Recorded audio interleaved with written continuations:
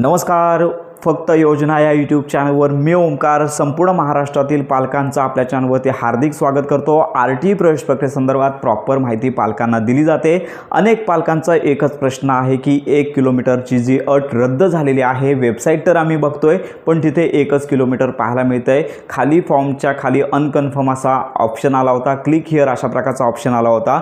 तिथे आम्ही क्लिक केलं होतं, परंतु under process under going on लक्षात घ्या, सेंटर जे आहे त्यांच्याकडे गेलेलं आहे, प्रोसेसच होत नाही आहे. आणि अनेक पालक आपल्याला आता देखील मेसेज करत आहेत की संध्याकाळपासून हा ऑप्शन पोर्टलवरून गायब करण्यात आलेला आहे. तर अनेक पालकांचे हे प्रश्न आहेत. तर या संदर्भात आपण आजच्या व्हिडिओमध्ये प्रॉपर माहिती घेणार आहोत. तर संपूर्ण महाराष्ट्रामध्ये RTE प्रवेश प्रक्रियेअंतर्गत जे पालक आहेत, जे आपल्या पाल्याचा फॉर्म भरत आहेत, यांना आपण विनंती करतोय की साधारणतः 1 किलोमीटरची अट तर रद्दच झालेली आहे, पण पोर्टलवरती ही अपडेट होण्यासाठी साधारणतः 2 ते 3 दिवसांचा कालावधी लागणार आहे. आजचा तर दुसरा दिवस आहे, त्यामुळे पालकांना एकच विनंती की अजून 1 ते 2 दिवस तुम्हाला प्रतीक्षा करायची आहे.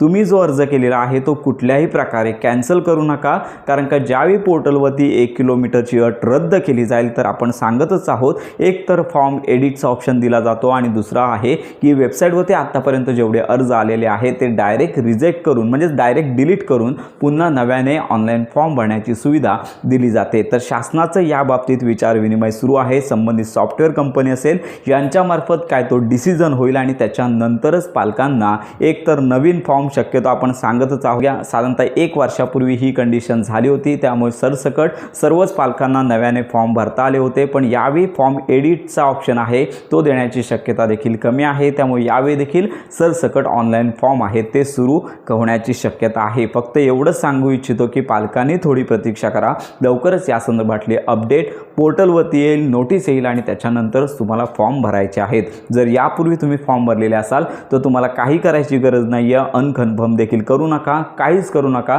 थोडे दिवस प्रतीक्षा करा, लवकरच या संदर्भातली अपडेट येईल आणि त्याच्यानंतर तुम्हाला पुढील कार्यवाही करायची आहे. तर अशा प्रकारची ही महत्त्वाची माहिती आहे.